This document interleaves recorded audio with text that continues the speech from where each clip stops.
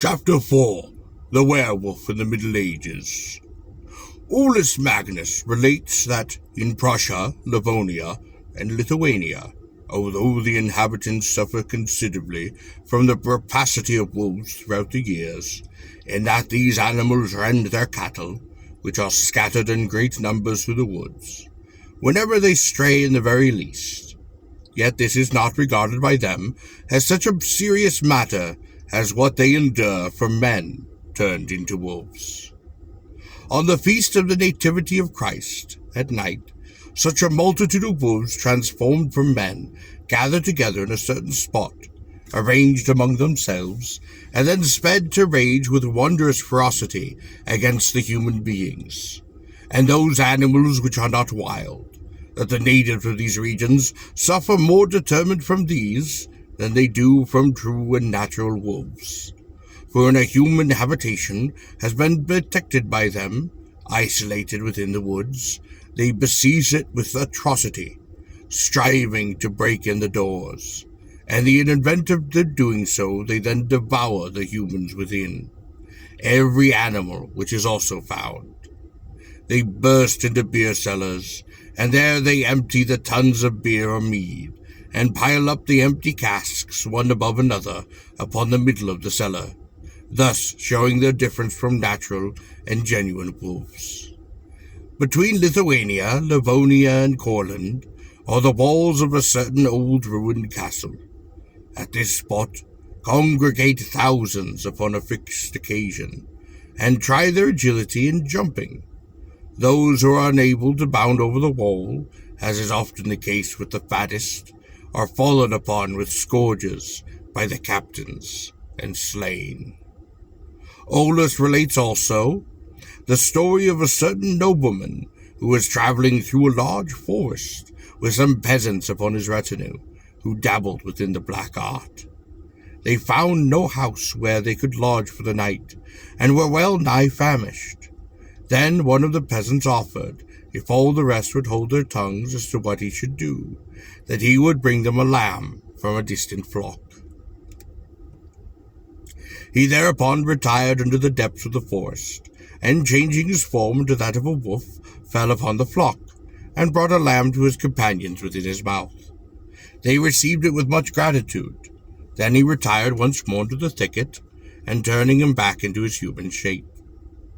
The wife of a nobleman in Livonia expressed her doubts to one of her slaves whether it were possible for a man or woman thus to change shape. The servant at once volunteered to give her evidence of the possibility. He then left the room, and in another moment a wolf was observed running over the country.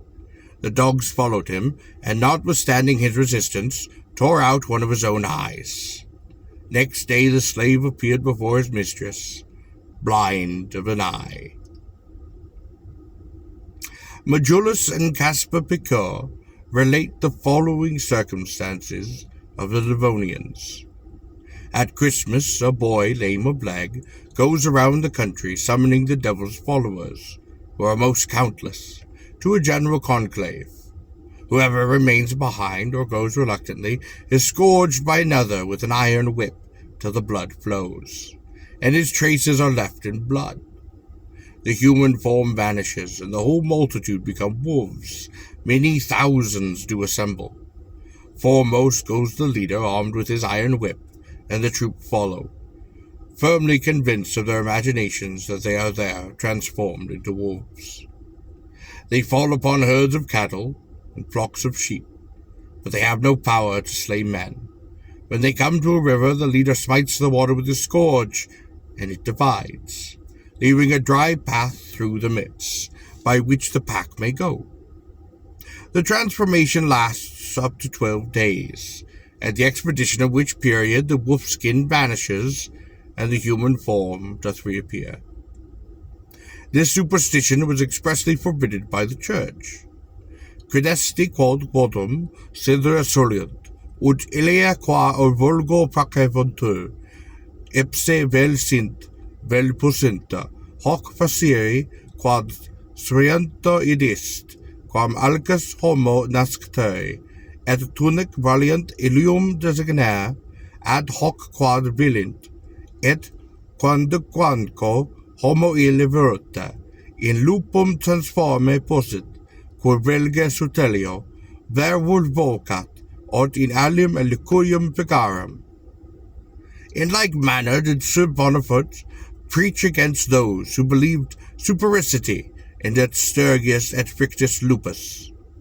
In a dissertation by Müller we learn, upon the authority of Clivius and Onhaverus, that a certain Albertus Perseverus in Muscovy was wont to tyrannize over and harass his subjects in the most of unscrupulous matters. One night, when he was absent from home, his whole herd of cattle, acquired by extortion, did perish.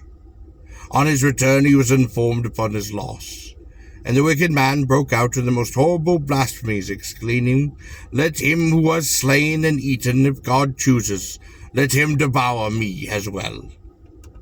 As he spoke, drops of blood fell to the earth, and the nobleman, therefore transformed into a wild dog, rushed upon his dead cattle. He did tore and mangle the carcasses, and began to devour them. Possibly he may be devouring them still. His wife, then near her confinement, died of fear. Of these circumstances there were not only ear but also eye-witnesses. Similarly, it is related of a nobleman in the neighborhood of Prague, that he robbed his subjects of their goods and reduced them to penury through his extraction. He took the last cow from a poor widow with her 5 children, but as a judgment, all of his own cattle did die. He then broke into fearful oaths, and God then transformed him into a dog. His human head, however, did remain. St. Patrick is said to have changed Victus, the king of the Wales, into Wolf, and St. the abbot, to have pronounced anathema upon an illustrious family in Ireland, in consequences of which every male and female took the form of wolves for 7 years, and did live in the forest and career over the bogs, howling most mournfully, and appeasing their hunger upon the sheep of the peasants. A Duke of Prussia, according to Megillus, had a countryman brought for sentence before him, because he had devoured his own neighbor's cattle. The fellow was an ill-favored, deformed man, with great wounds upon his face, which he had received from dog bites whilst he had been in the wolf's form. It was believed that he changed shape twice in a year, upon Christmas and Midsummer. He was said to exhibit much uneasiness and discomfort when the wolf hair began to break out and his body shape to change.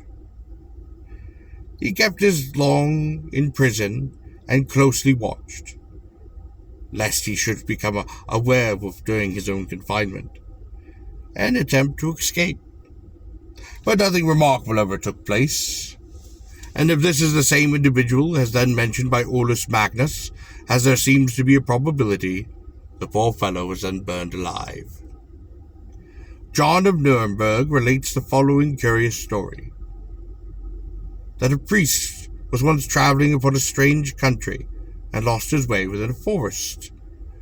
Seeing a fire, he made towards it, and beheld a wolf seated over it.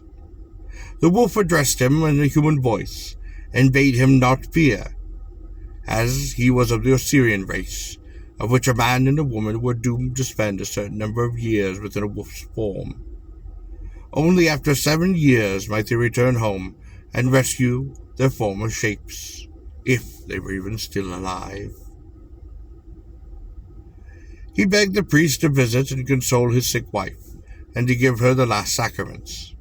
This the priest did consent to do, and after some hesitation, and only when convinced of the beast's being of human beings. By observing that the wolf used his front paws as hands, and when he saw the she-wolf peel off her wolfskin from her head to her navel, exhibiting the features of a most aged woman.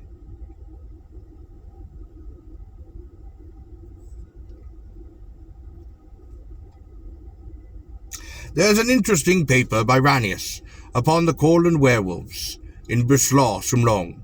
The author then says there are too many examples derived not merely from hearsay, but received upon indisputable evidence for us to dispute the fact that Satan, if we do not deny that being exists, and that he has his work upon the children of darkness, holds the lycanthropists in his net within 3 ways. 1.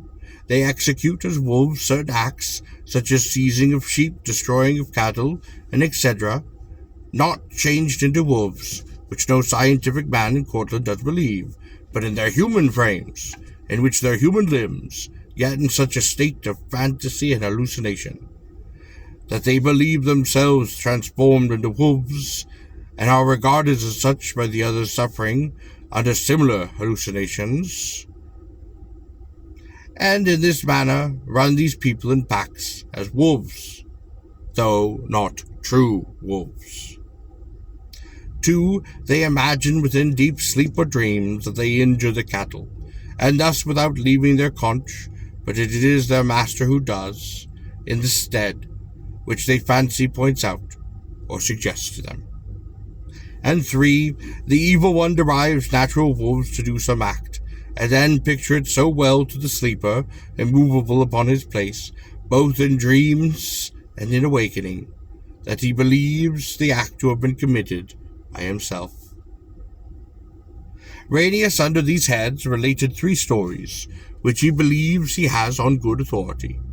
The first is of a gentleman starting upon a journey, who came upon a wolf engaged in the act of seizing a sheep within his own flock.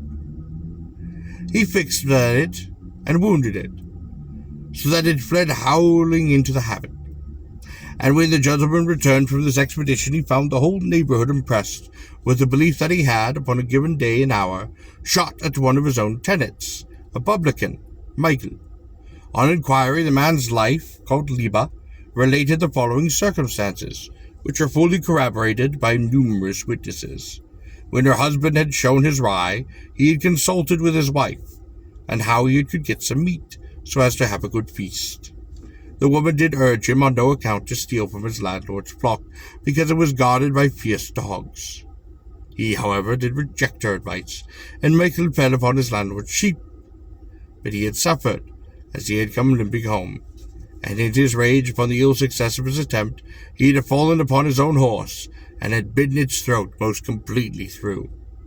This took place in the year of 1684.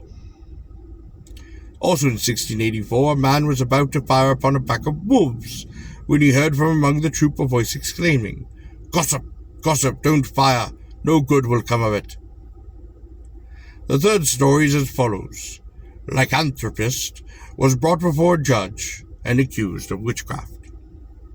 But as nothing could be proven against him, the judge ordered one of his peasants to visit the man within his prison, and to warn the truth out of him, and to persuade the prisoner to assist him in avenging himself upon another peasant who had injured him.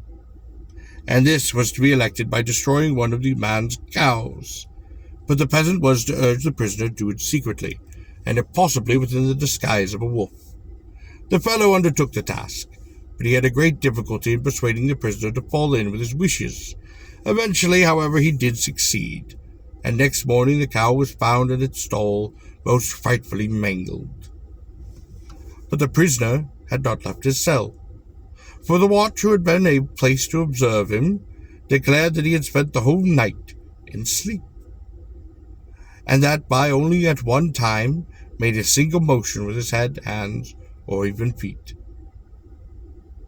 Virius and Forstius quote Williamus Barbantus as an authority upon the fact that a man of high position had been so possessed by the evil one that once during the year he fell into a condition in which he believed himself to be turned into a wolf, and at that time he roved upon the woods and tried to seize and devour all of the little children, but that thus, by God's mercy, he recovered his own senses.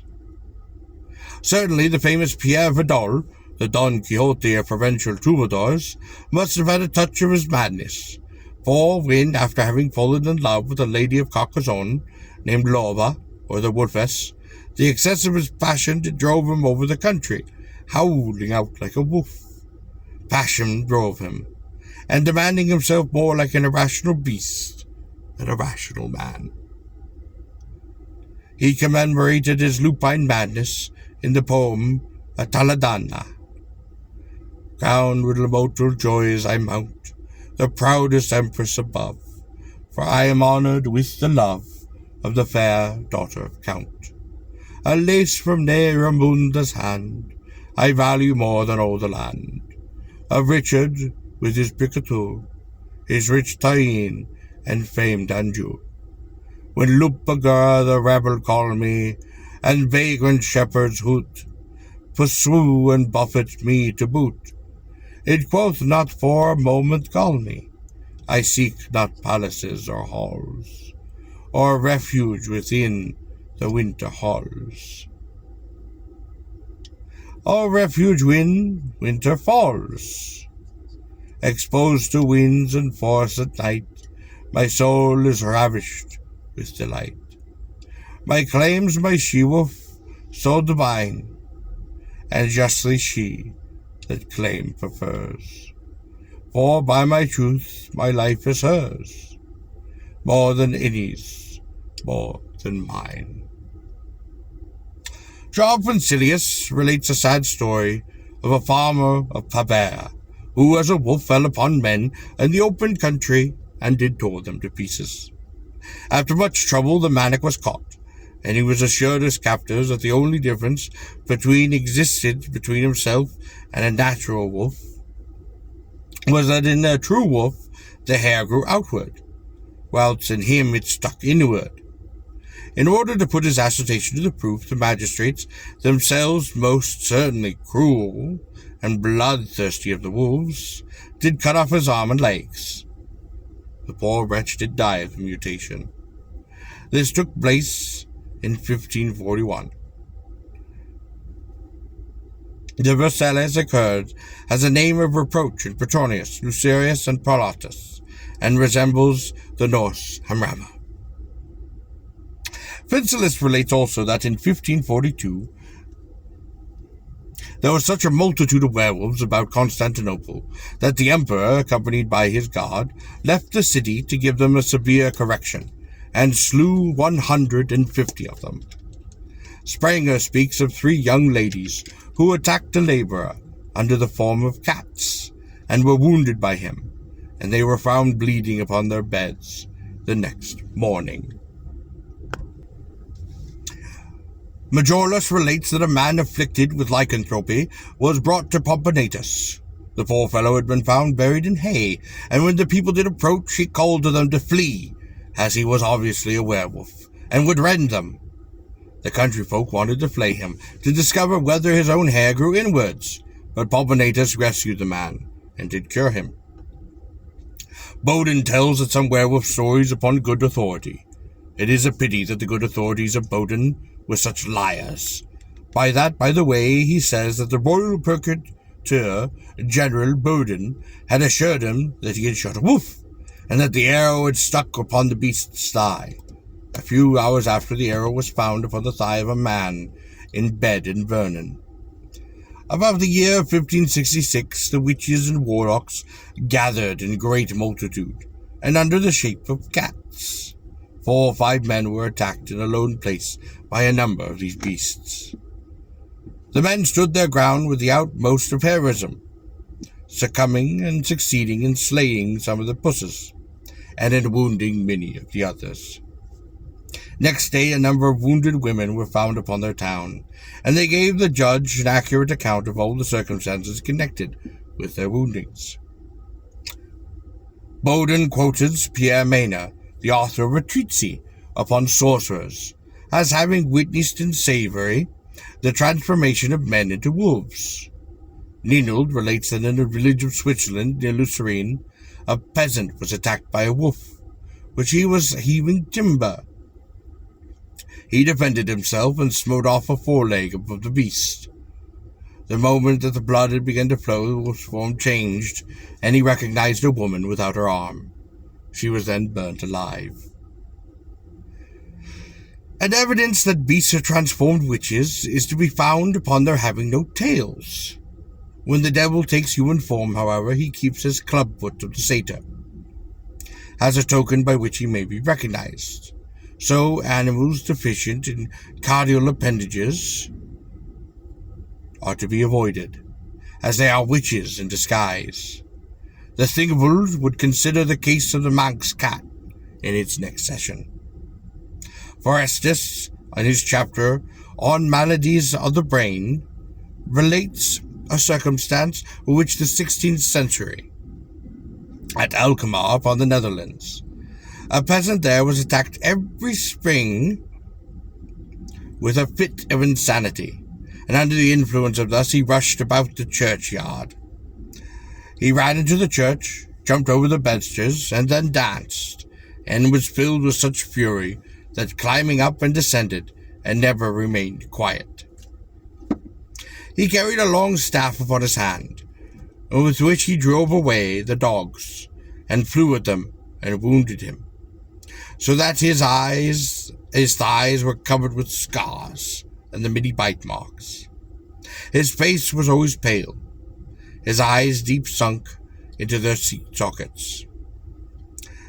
Forsyth pronounces the man to be a lycanthropist, but he does not say that the poor fellow believed himself transformed into a wolf.